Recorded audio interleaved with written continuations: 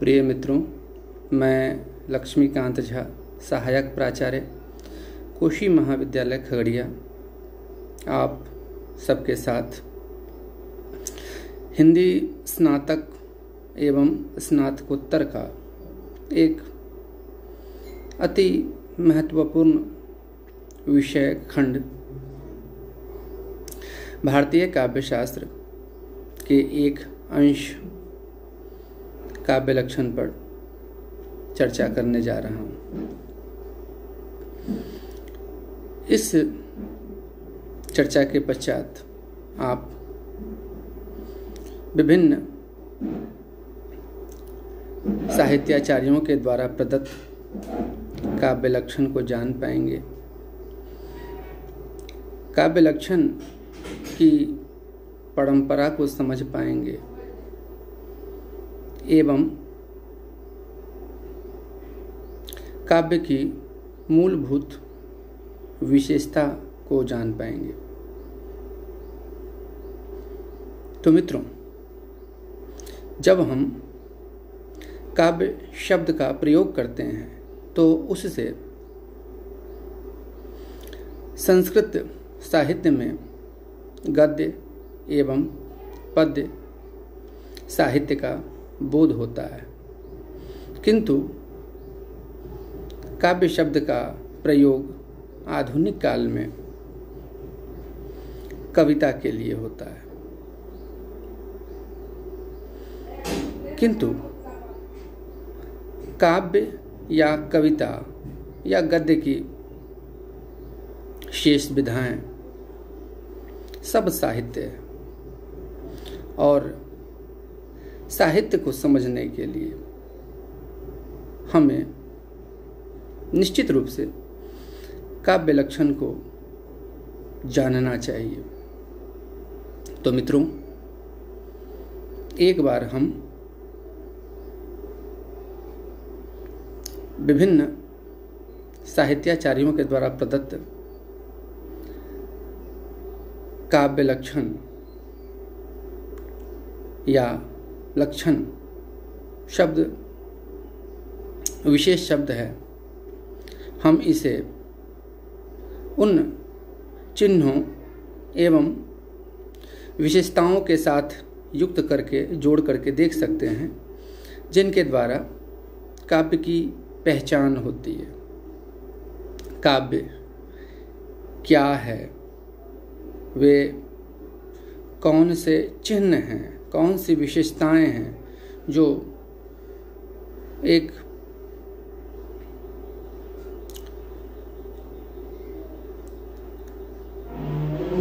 शब्दार्थ को, एक वाक्य को, एक पदावली को काव्य का महत्व या सम्मान प्रदान करते हैं। तो मित्रों, जैसा कि हम सब जानते हैं, भारतीय काव्य शास्त्र की परंपरा का प्रारंभ भरत मुनि के नाट्य शास्त्र से होता है। नाट्य शास्त्र में आचार्य भरत मुनि ने नाटक, जिसे हम पंचम वेद भी कहते हैं, पर विशेष रूप से प्रकाश डाला है। किंतु उन्होंने काव्य के लक्षण पर प्रकाश नहीं डाला है। कालांतर में आगे चलकर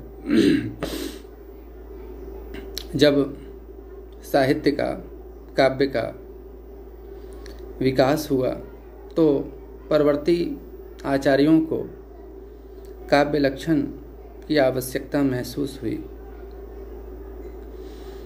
और इसके अंतर्गत सबसे पहला प्रयास आचार्य भामह का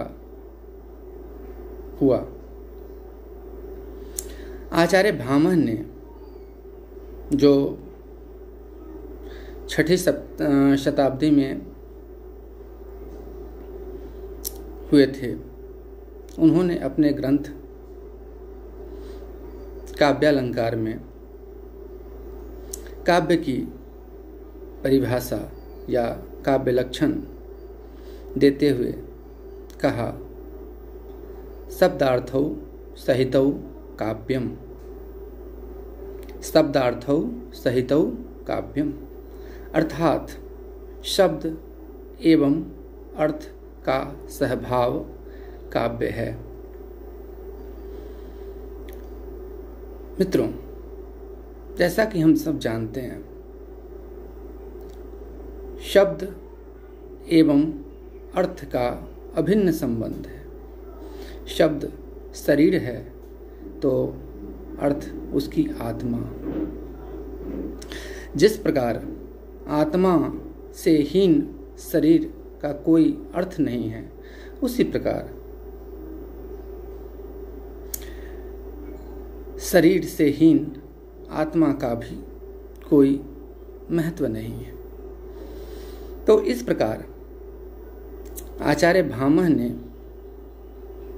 शब्दार्थौ सहितौ काव्यम, शब्द अर्थ के सहभाव को काव्य कहकर काव्य का जो आधार तत्व है शब्द एवं अर्थ, उस पर प्रकाश डाला। कालांतर में आगे चलकर आचार्य दंडी ने जो 8वीं शताब्दी में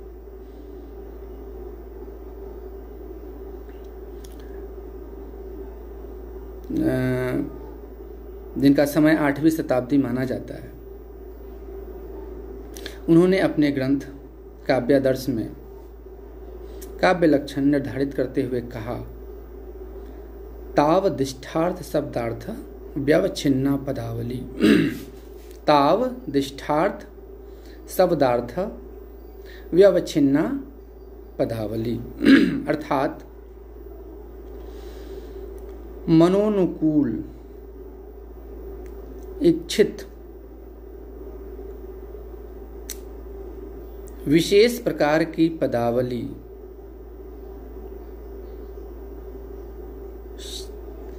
मनोनुकूल इच्छित शब्द अर्थ की विशेष प्रकार की पदावली काव्य है। तावदिष्ठार्थ शब्दार्थौ व्यवच्छिन्ना पदावली अर्थात मनोनुकूल इच्छित अर्थ को प्रदान करने वाली शब्द एवं अर्थ की विशेष पदावली काव्य है। आचार्य दंडी ने अपने काव्य लक्षण में आचार्य भामह की परंपरा का विकास किया और उन्होंने शब्द अर्थ के सहभाव के सहभाव के साथ विशेष प्रकार की पदावली एवं मनोकूल इच्छित अर्थ को जोड़ दिया। अगर हम आचार्य दंडी के इस काव्य लक्षण पर विचार करें तो पाएंगे कि आचार्य दंडी ने प्रकारांतर से काव्य लक्षण के संदर्भ में एक बड़ी महत्वपूर्ण बात कह दी है। मनोनुकूल इच्छित अर्थ को अभिव्यक्त करने वाली हमें वैसा काव्य अधिक रुचिकर एवं आनंदप्रद प्रतीत होता है, जिसमें हमारे मन के अनुकूल इच्छित अर्थ की अभिव्यक्ति होती है। यही कारण है कि विभिन्न प्रकार के लोगों की रुचि भिन्नता के आधार पर उनकी पसंद की विधाएं भी अलग अलग हो जाती हैं, कविताएं रचनाएं भी अलग अलग होती हैं। आचार्य दंडी के पश्चात हिंदी साहित्य के संस्कृत साहित्य के एक महान साहित्याचार्य आचार्य मम्मट ने अपने ग्रंथ काव्य प्रकाश में काव्य लक्षण निर्धारित करते हुए कहा, तददोषौ शब्दार्थौ सगुना वर्णालंकृति पुनः क्वापि। तददोषौ शब्दार्थौ सगुणा वर्णालंकृति पुनः क्वापि। अर्थात काव्य वह है जो दोष रहित हो, गुण सहित हो एवं यथावसर उसमें अलंकार का भी योग हो। तो मित्रों, आचार्य मम्मट के द्वारा दिए गए इस काव्य लक्षण में हम पाते हैं कि आचार्य मम्मट ने काव्य को दोष रहित होना महत्वपूर्ण माना है। इसके साथ ही उन्होंने कहा है कि काव्य को गुण सहित भी होना चाहिए। मतलब कि आचार्य मम्मट ने काव्य के एक महत्वपूर्ण अवयव काव्य गुण से युक्त होना एवं दोष रहित होना परमावश्यक माना है। इसके साथ ही आचार्य मम्मट ने अलंकारों के प्रयोग पर विशेष ध्यान दिया है। ऐसा नहीं है कि उन्होंने अलंकारों का निषेध किया है, किंतु आचार्य मम्मट अपने काव्य लक्षण में यह निर्देश देते हैं कि अलंकारों का काव्य में बेवजह प्रयोग नहीं होना चाहिए। उससे काव्य या कविता बोझिल हो जाती है और सहृदय को उससे बाधा पहुंचती है रस के आस्वादन में। इसलिए उन्होंने कहा कि अलंकारों का काव्य में यथावसर प्रयोग अवश्य होना चाहिए, किंतु अलंकारों को काव्य के अंतर्गत जबरन प्रयुक्त नहीं किया जाना चाहिए। तो मित्रों, इस प्रकार हम देखते हैं कि काव्य संरचना की दृष्टि से, काव्य के निर्माण की दृष्टि से आचार्य मम्मट के द्वारा दिया गया काव्य लक्षण तद्दोषो शब्दार्थो सगुना वर्णालंकृति पुनः क्वापि एक अति महत्वपूर्ण काव्य लक्षण है। इसके पश्चात आचार्य विश्वनाथ ने अपने ग्रंथ साहित्य दर्पण में काव्य लक्षण निर्धारित करते हुए कहा है, वाक्यम रसात्मकम काव्यम, अर्थात रसात्मक वाक्य काव्य है। मित्रों, रस या आनंद काव्य का अभिष्ट है। रचनाकार एवं सहृदय पाठक दोनों के लिए रस यानी आनंद प्राप्त करने वाला या कराने वाला काव्य ही वास्तविक काव्य होता है। इस प्रकार हम देखते हैं कि आचार्य विश्वनाथ ने अपने ग्रंथ साहित्य दर्पण में एक मनोवैज्ञानिक काव्य लक्षण प्रदान किया है और पहली बार उन्होंने सहृदय या पाठक के दृष्टि से काव्य लक्षण पर विचार किया है। आचार्य विश्वनाथ के बाद पंडित राज जगन्नाथ ने अपने ग्रंथ रस गंगाधर में काव्य लक्षण निर्धारित करते हुए कहा है, रमणीयार्थ प्रतिपादकः शब्दः काव्यम, अर्थात रमणीय या आनंदप्रद